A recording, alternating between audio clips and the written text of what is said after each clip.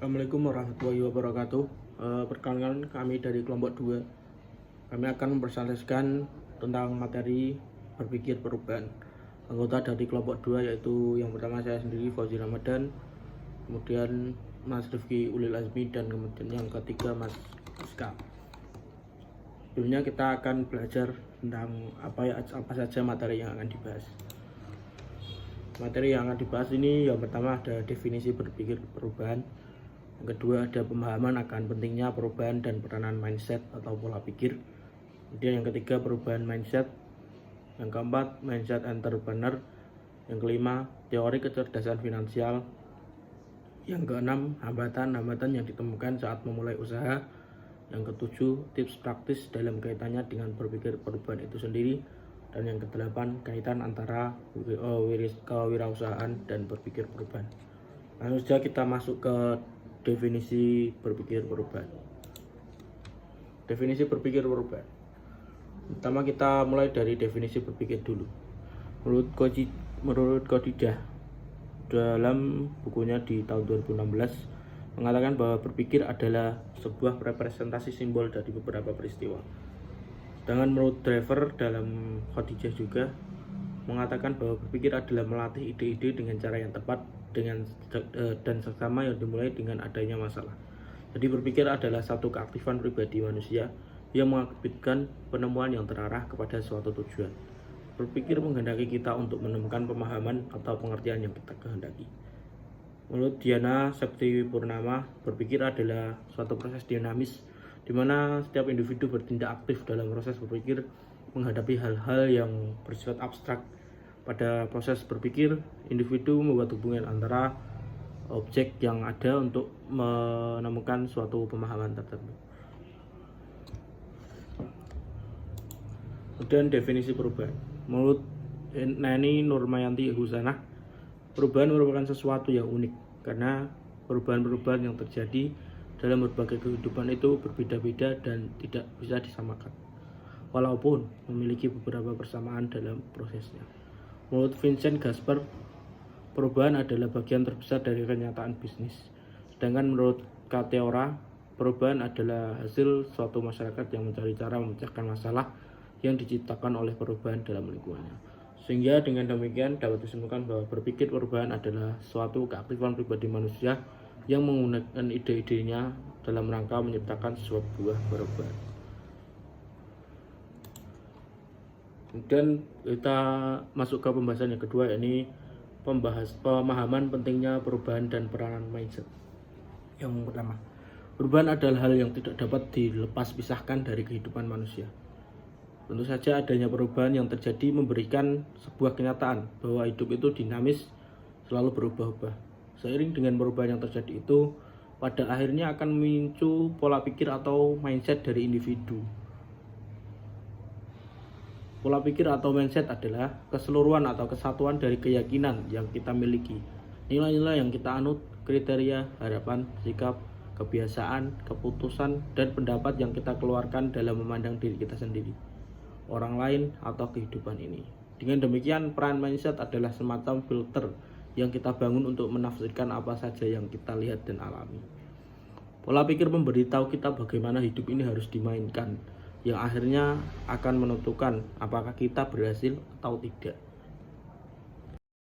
Baik, saya akan melanjutkan materi selanjutnya, yaitu mengenai perubahan mindset. Perubahan mindset ini atau dikatakan pola pikir dapat berubah karena pola pikir ini merupakan sebuah hasil dari sebuah proses pembelajaran. Maka dari itu, pola pikir ini dapat diubah atau dibentuk. Tentu saja ada sebuah pikiran-pikiran yang mungkin mudah atau ada yang lebih sulit untuk diubah ini. Dari segi waktu, pola pikir ini dapat berubah cepat ataupun dapat memerlukan waktu yang lebih lama. Ada yang kita ubah dengan kesadaran kita sendiri, dan juga ada yang baru berubah setelah ada terjadi sesuatu peristiwa di lingkungan sekitar kita. Ini pola pikir juga dapat kita ubah dengan bantuan ahli seperti psikolog, ahli mindset, ataupun lain sebagainya. Kemudian perubahan pola pikir ini berarti juga berubah dari satu pola pikir yang awal menuju pola pikir yang lain. Dari pola pikir negatif ataupun pola pikir positif menuju pola pikir sebaliknya, seperti itu.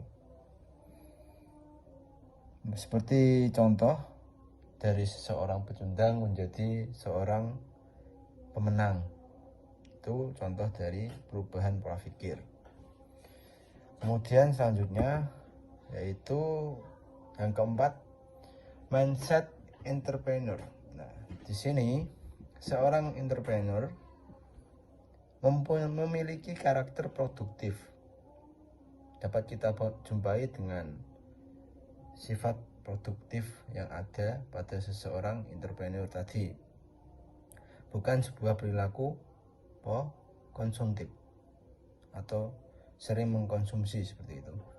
Nah, seorang entrepreneur ini akan selalu berusaha mencari inovasi atau mencari cara baru dalam meningkatkan utilitas sumber daya secara efisien, lalu mencari alternatif lain bila sumber daya yang ada ini terbatas.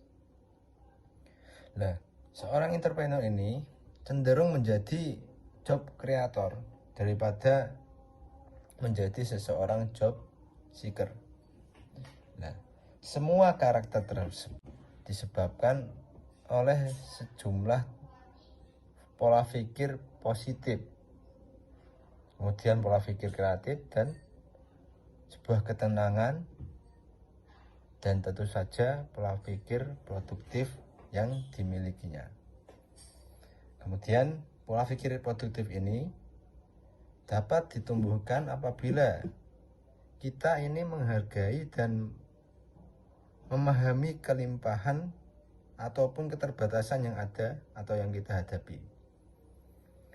Nah, dengan adanya pola pikir produktif ini, semua hambatan ini akan dapat diubah menjadi peluang dalam meminimalisasi atau meminimalisir sebuah ancaman atau semua kekuatan yang menjadi ajang kita dalam mengambil kesempatan untuk lebih dikembangkan pada kesempatan yang ada tadi.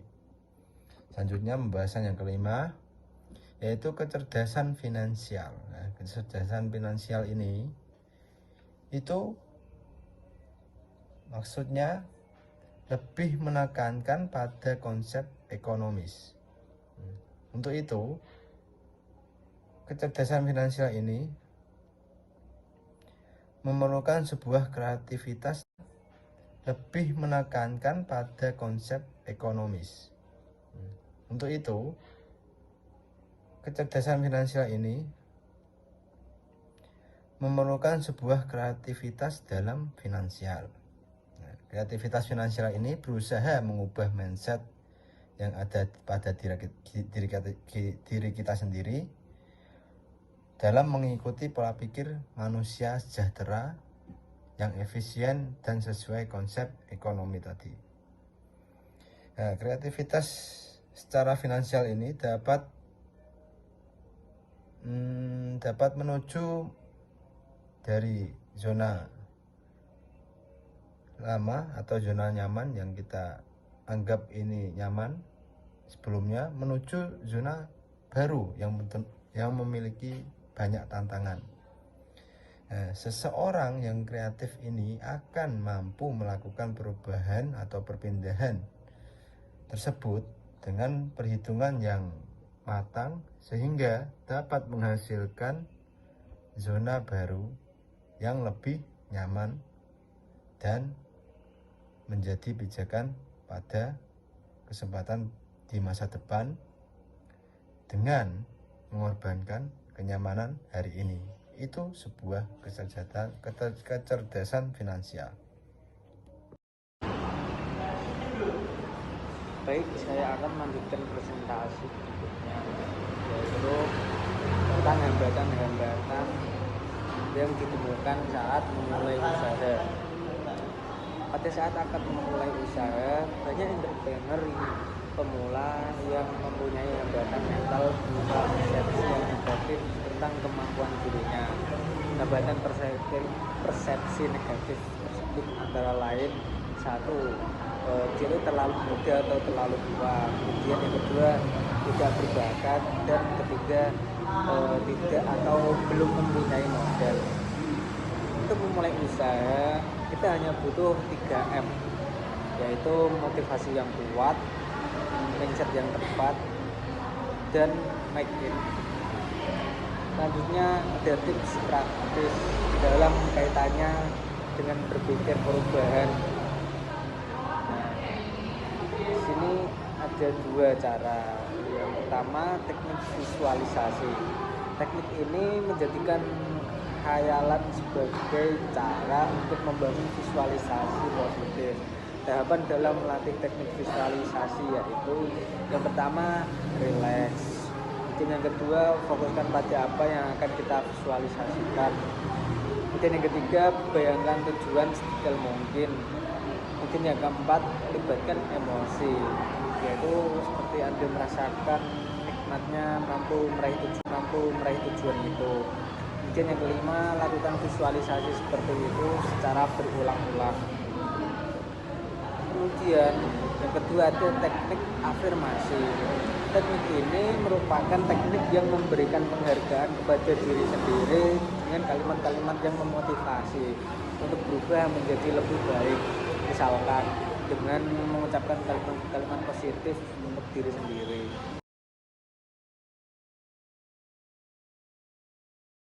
Sekian presentasi dari kelompok kami. Apabila ada kesalahan kata, saya mohon maaf. Terima kasih. Assalamualaikum warahmatullahi wabarakatuh.